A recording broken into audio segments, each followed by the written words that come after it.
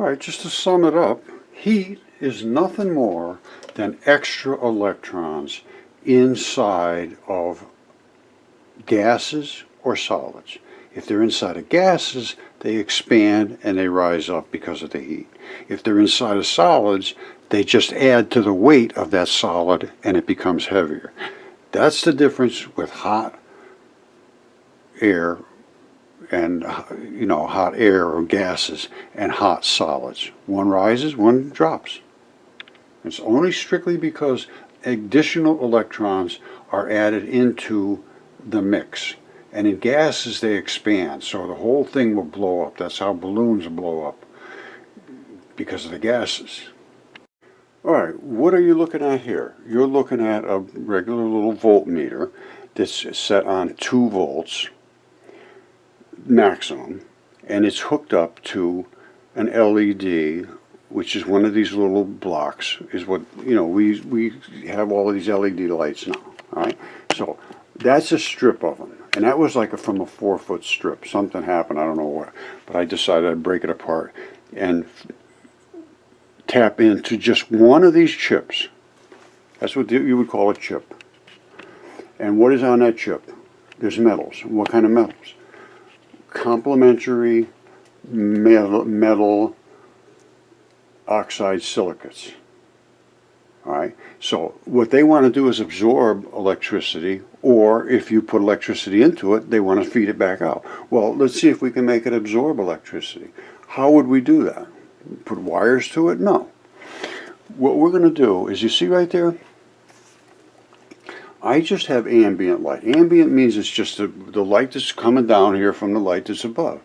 And it is powering this little solar cell and driving that amount of voltage. It's 0.014 volts. If I cover that cell, watch what happens. Boom, right down to 0. I'm having no light hit it. The light is hitting my hand. It comes off, boom, 0.014. That's ambient temperature. I mean, well, temperature and light is basically the same sort of thing. But now, I cover it up, it goes to 0. I let it open, it goes to 0. Now, what if I put more light on there? What if I put a blue laser on there? The thing's going to go off the charts. And I mean off the charts. I have to go up to the next range, up to the 20 volt range, because I'm going to get over 2 volts. I think it comes up to be like 2.8, 2.5, something like that, whatever. Alright, you ready? Here goes. Keep your eye on the display. 2.4, see? 2.43, 2.4. That's a lot of voltage for that one thing from this tiny little laser. Alright, now you can get, from ambient light you can get this. From the ambient light we had, remember? We had 0.014, 0.013. So there's still some power you can get just in the normal daylight, Of course, that's what a solar cell does. It absorbs this type of light, solar light. So light is, when you say solar, you always think of the sun. Well, light is light, and it's all, light is solar in nature. It doesn't all come from the sun. I guess, there's a fine distinguishing line there. So the sun has every frequency I can imagine, probably. And, I really haven't looked at I gotta go. It just keeps getting deeper and deeper. There's probably some very dominant frequencies, which would be like the Schumann radiance. I'm gonna look it up right now. Look at that, sure enough. This just came out a couple of months ago, in 2022, and it's about the 3 different radio frequencies that they're looking at here, investigating these large field view surveys of 74 megahertz, 154 megahertz, and 1.4 gigahertz. And these are all below the 1.4 gigahertz radio emission that they normally don't. What this, to me, indicates is, you see how it's a multiple of each other? And it adds up. That's push to shove, push to shove, push to shove. That's what Schumann frequency is to me. Bouncing in between the different frequencies. And that's what I'm seeing right here. All right, here it is right here. These are emissions from stellar and planetary systems. 74 megahertz, 150 megahertz, 1.5 gigahertz. You see they're multiples of each other. Well, the Schumann resonance is basically the exact same thing. Not exact same frequencies, but they are multiples of each other. You know, 7.8, 14, that's like almost twice, and then 20, it adds another one. This is bounce, push, push, push, push. It's push to shove back, push to shove back, push to shove back. And then the Earth sucks the last one down, so it stretches that frequency a little bit. Okay, my friends, I'm going to let Derek Mueller explain this, but I've been claiming we've been doing fission and fusion for quite some time, and he will explain exactly what that means, and here it goes. In other words, the neutron enables us to trigger nuclear reactions at will. And if there's a nucleus which, when it splits in this way, releases 2 neutrons, it could trigger more and more fissions at an exponentially increasing rate. The nucleus that has this property is uranium-235. In fact, on average, it releases 2.5 neutrons every time it divides. Now, all of a sudden, you have the possibility of splitting zillions of nuclei simultaneously, releasing incredible amounts of energy all at once. That's an atomic bomb. Now, okay, let me show you that happening. So don't forget, let's just finish this picture up. The particle is in there, I'll show you in a second, and it is pushing and shoving, creating a wave surrounding the particle, and everybody glows, and that's the particle-wave duality. Okay, my friends, another shocker today at Mud Fossil University. The Earth's core is not understood. The periodic table is wrong. I mean, it's just nothing right in nuclear physics at all. Okay, my friends, if you are a physicist, you're not going to be happy about this. There is nothing but tiny, tiny, tiny particles that fill the universe. Nothing other than muon and electron neutrinos. Let me show you. Okay, I'm just going to make this real simple. CERN and Fermilab and all of them have seen muon neutrinos and electron neutrinos, and they have seen them turn into, the muon stays a hard core, and the electron turns into a shower, electron neutrino. Here it is right here. We did this. We proved that they're true. They're correct. However, they don't realize what they did. They proved that everything there is exists of only these 2 particles. There's a black one and a white one. So again, Fermilab, Don Lincoln says that's the big black fixed particle, never changes. The white one is a squishy one. There they are right there, the big black one, and the white one is a squishy one. He says even it has a little border around it. Yes, it does. Now, what happens when these things, this is light. These are point particles of light, because that's the range I work in. These are light particles. These are not protons like they use at CERN. CERN, they smash things in just tight tons of garbage, and then they dig through them and they say, yeah, well, look what we found. Well, we can see these all day long, and we know where they came from because we made them come out of laser light. This is nothing more than laser through a venturi. When that particle, which I just showed you right there, is here, that's light. It comes through the air like that. When it hits the venturi has a tiny, tiny, tiny slit right there. The white one's the only one that can get through, so the black ones have to go around. But what I have just shown and proven, I'm a material scientist. That means if I can't prove it with material, with evidence, I don't talk about it, because it's not just nonsense. I can make up anything, wormholes and all that nonsense. It's just silly stuff. What do we really have? We have particles. And what are those particles? There's a black one and a white one. And what are they joined together to make? Photons. And what is a photon? It's 2 of these particles back to back. A black and a white and a black and a white.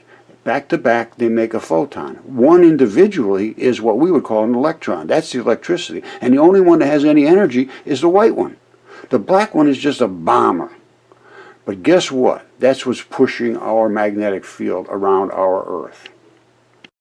Okay, my friends, they've discovered a giant magnetic wave that just crosses our Earth every 7 years. And they had no idea about this. Now, you see where it is here? It's crossing across the equator. That's where the impact zone is in the equator. Now, let's talk about what happens. It's a swarm reveals magnetic waves crossing across Earth. Now, just listen to what it has to say here.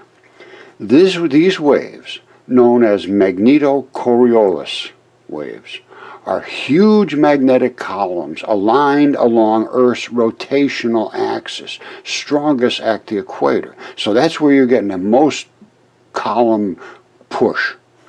They sweep around the boundary between the core and the mantle with an amplitude of around 3 kilometers, 1.86 miles per year, and move westward at a rate of up to 1,500 kilometers, 932 miles per year.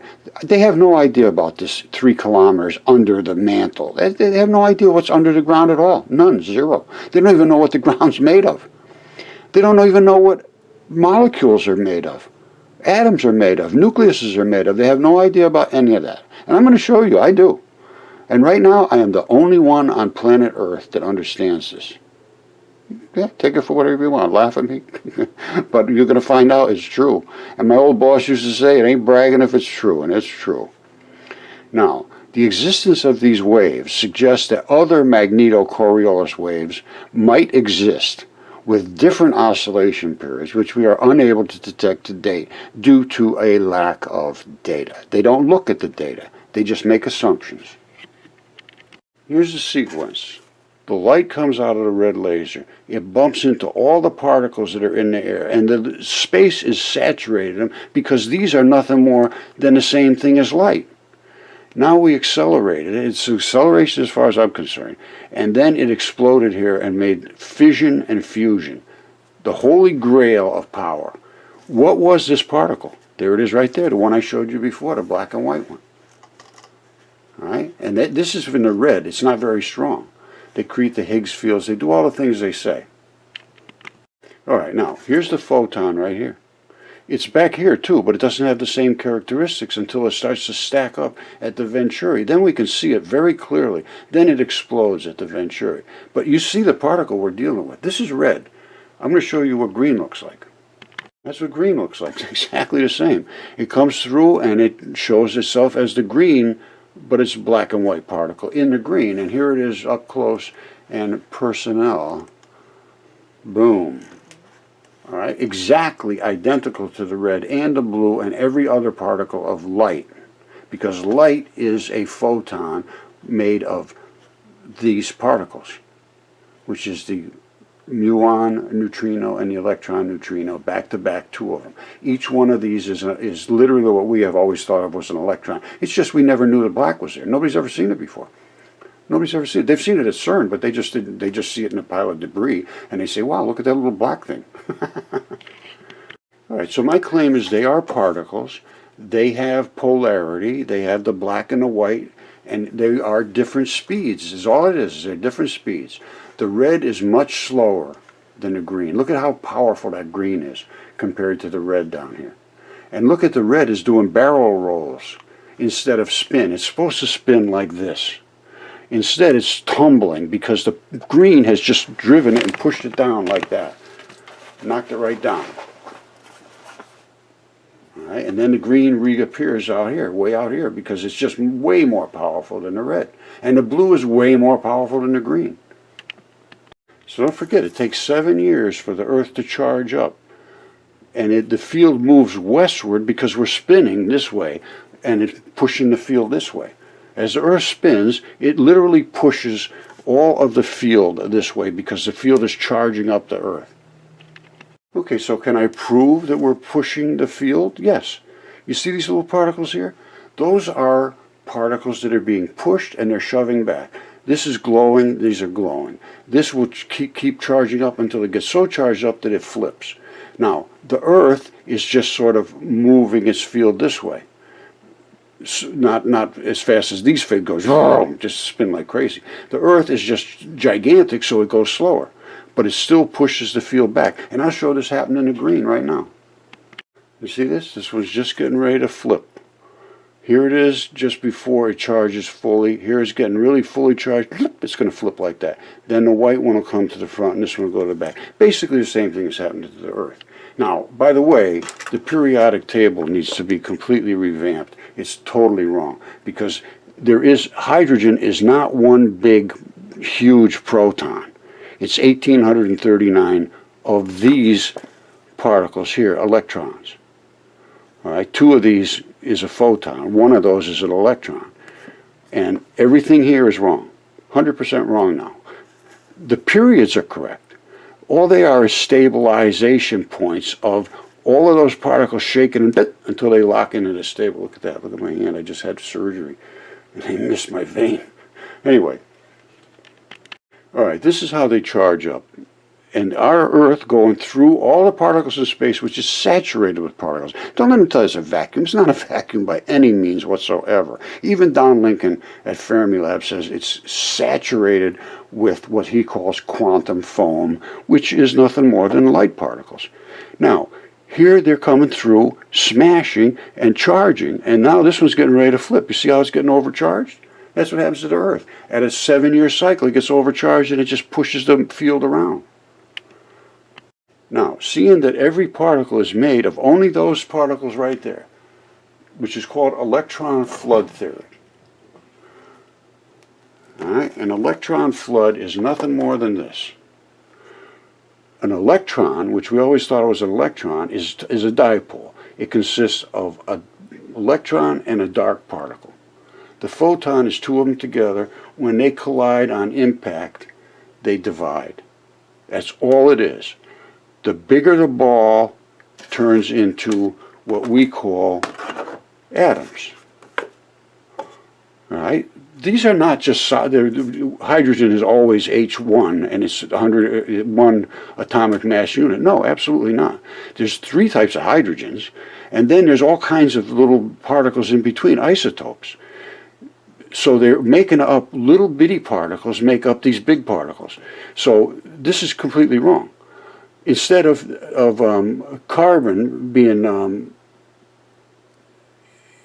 the size that it is with like 6 protons and 12 altogether because they throw in a bunch of neutrons because they can't figure out how to make it work,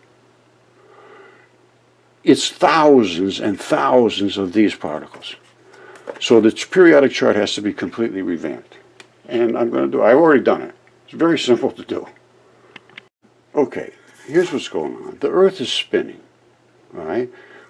It's spinning this way. So the push is to the west. If we're spinning into a ton of particles that are out here, the push is to the west. They think something's going on inside the core. They have absolutely no idea whatsoever what's inside of our Earth. None. Zero. And it's just nothing but sheer incorrect speculation.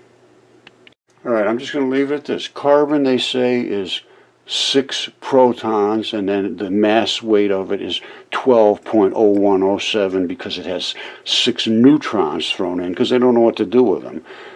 And then it has 6 little electrons. And this is what they think it looks like. Well, it's something like that, only it's a ball of particles like this in the center. And the dark stuff of the center is towards the very inside, and these want to get to that dark, so they surround it, yes. So these are the ones that do the attaching and bonding.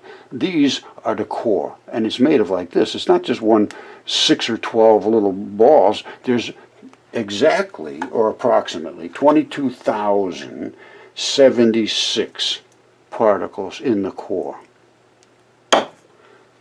Not 12. Okay, NASA agrees with me we need brand new physics because everything is wrong now. A NASA statement explains the cause of the discrepancy, which is the expansion of the universe in the Hubble Space Telescope. Totally wrong. It has no relevance whatsoever because there is no just complete vacuum in space. Everywhere in space is loaded with particles, and it's not homogeneous. So you can't judge what's coming from where, how much it has to plow through. So some places are going to be further away and look like they're closer, and some are going to be closer and look like they're further away. The NASA statement explains the cause of this discrepancy remains a mystery. Hubble data encompasses a variety of cosmic objects, serve as distance markers, and they're all completely wrong now. And it supports the idea that something weird is going on involving brand new physics, possibly. Yes, it does. The physics I just showed you.